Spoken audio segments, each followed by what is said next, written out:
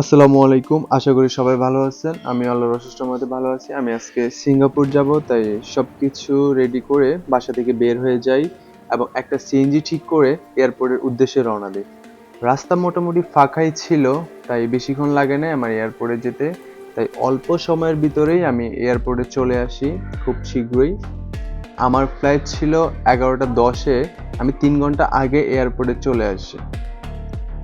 এরপর আমি টার্মিনাল 1-এ চলে আসি। টার্মিনাল 1 দিয়ে আমাকে ভিতরে প্রবেশ করতে হবে। আর হ্যাঁ, সিঙ্গাপুরের ভিসা প্রসেসিং এর জন্য আমি ডকুমেন্টসগুলো খুব সুন্দর করে ভিডিওতে দিয়ে দেব, যাতে আপনাদের সুবিধা হয়।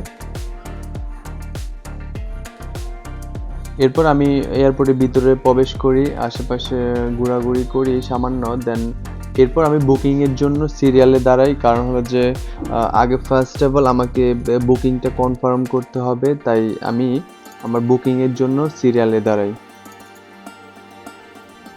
বুকিং শেষ করে এরপর ইমিগ্রেশনের জন্য লাইনে দাঁড়াই। আর ইমিগ্রেশনে ভিডিও নট অ্যালাউ, তাই আমি ভিডিও করতে পারি নাই। এরপর এয়ারপোর্টের ভিতরে এদিক সেদিক সামান্য ঘোরাফেরা করি।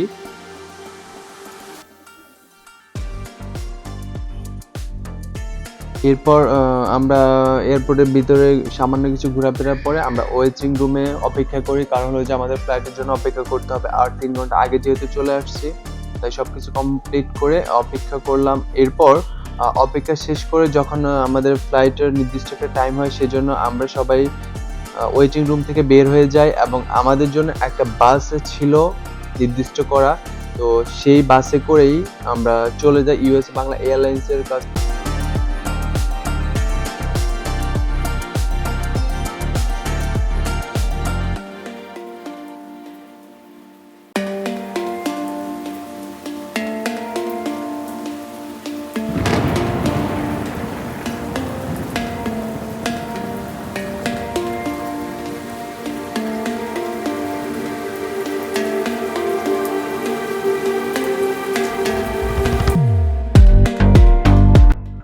এটাই ছিল আমাদের ইউএস বাংলা এয়ারলাইন্স। এটাতে করে আমরা আজকে সিঙ্গাপুর যাব।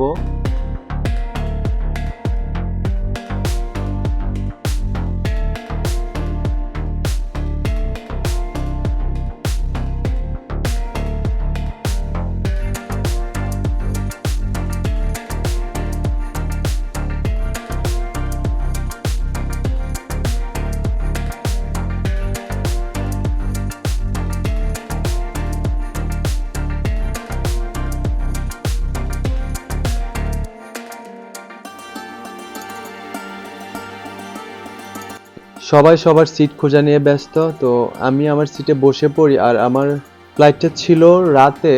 রাতের ফ্লাইটটা আসলে অনেক ভালো ছিল এবং অনেক সুন্দর ছিল।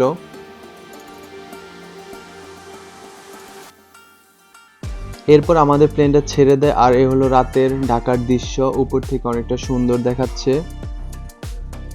তারপর কিছুক্ষণ যেতে না যেতেই আমাদের জন্য খাবার নিয়ে আসে। খাবারে ছিল আপনার ভাত ছিল, মুরগির মাংস ছিল, সবজি ছিল, তারপর একটা পানি ছিল আর একটা কেক ছিল। তারপর আমরা খাবারটা শেষ করে নেই।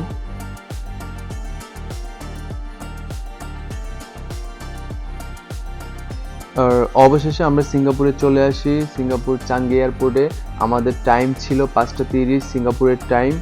সিঙ্গাপুরে নেমে সোজা এদিক সেদিক সামান্য কিছু ঘোরাফেরা করে সোজা ইমিগ্রেশনের জন্য রওনা হই।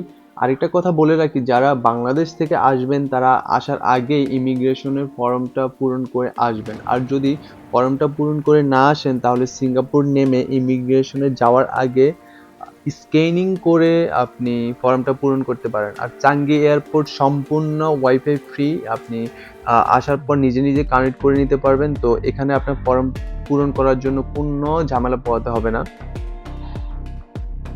তো আমি এখন ইমিগ্রেশনে যাব, আর ইমিগ্রেশনে যাওয়ার আগে সম্পূর্ণ ভিডিও অ্যালাউ না, তাই আমি ভিডিওটা এখানেই অফ করে দিচ্ছি। ফাইনালি আমি ইমিগ্রেশন কমপ্লিট করে ফেলছি। আসলে আমার মনে খুব একটা ভয় ছিল যে ইমিগ্রেশনে একটু ঝামেলা হবে, বাট আলহামদুলিল্লাহ কিছুই জিজ্ঞাসা করে নাই। আমার পাসপোর্টটাই হাতে নিয়ে দেন সাথে সাথে আমাকে সব কিছু ক্লিয়ার করে দিচ্ছে। দেন এখন আমি ইমিগ্রেশন করে ফুল কমপ্লিট। আসলে কোনো ভয়ের কিছু নেই। ফার্স্ট অবশ্যই একটু ভয় লাগার কথা, দেন আসলে এটা ভয় পাওয়ার কিছু নেই। আর আরেকটা কথা বলে রাখি, সিঙ্গাপুর আসার আগে আপনারা গ্রাব অ্যাপসটা ইনস্টল করে রাখবেন। তো এখান থেকে আপনারা যেখানেই যাবেন গাড়িটা খুব সহজেই নিতে পারবেন এবং কি কম খরচে নিতে পারবেন। তো আর এখানে খুব বেশি এক্সপেন্সিভ ট্যাক্সি ভাড়া সহ এভরিথিং, তাই আমরা এমআরটি পাস এর জন্য যাই। কারণ হলো যে এমআরটি পাসটা নিলে আপনি সিঙ্গাপুর পুরো এরিয়াটা সুন্দর মতো এমআরটি পাস দিয়ে ঘুরতে পারবেন। এখানে এমআরটি পাসের জন্য আপনাকে $34 দিতে হবে। আর আরেকটা কথা হলো যে এমআরটি পাসটা যখন আপনি ফেরত দিবেন তখন আপনাকে $10 ফেরত দিবে।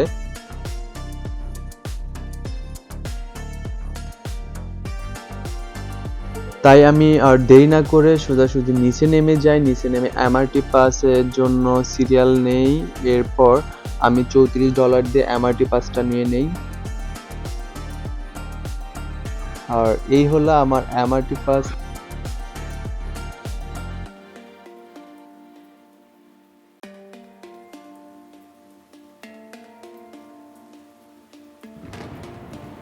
আর এখানে জুয়েল ছিল, জুয়েলটা আমি আলাদা করে ভিডিও দেব, অন্য ভিডিওতে দেখাবো। এরপর আমি চাঙ্গি এয়ারপোর্ট থেকে বের হয়ে যাই, কারণ আমাকে বাসে করে মোস্তফা সেন্টারে যেতে হবে। আর আমার কাছে এমআরটি পাস ছিল, তাই কোনো সমস্যা ছিল না। তো আমি বাসে করে মোস্তফা সেন্টারের জন্য রওনা হই। আর সিঙ্গাপুরের রাস্তাঘাট এতটা ক্লিন ছিল, অনেকটা সুন্দর ছিল। আর তাদের পরিবেশটা তো অমায়িক, যেটা বলে শেষ করা সম্ভব নয়।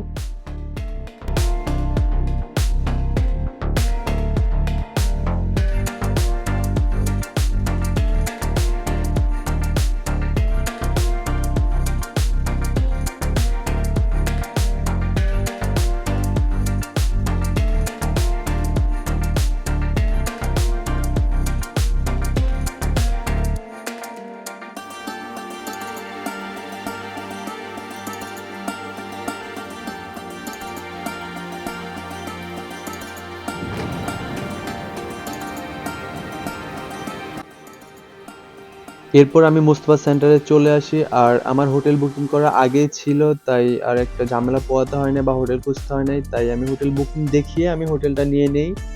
আর এটাই ছিল আমার রুম। দেন একটা বেড ছিল, একটা টিভি ছিল, একটা গ্লাস ছিল, আর উইন্ডোটা ছিল মোটামুটি একটা লো কস্টের ভিতরে একটা ভালো হোটেল ছিল, এমনকি মানসম্মত ছিল। আর এটাই ছিল আমার ঢাকা থেকে সিঙ্গাপুর আসার ভিডিও। আশা করি সবাই ভালো থাকবেন। আল্লাহ হাফেজ।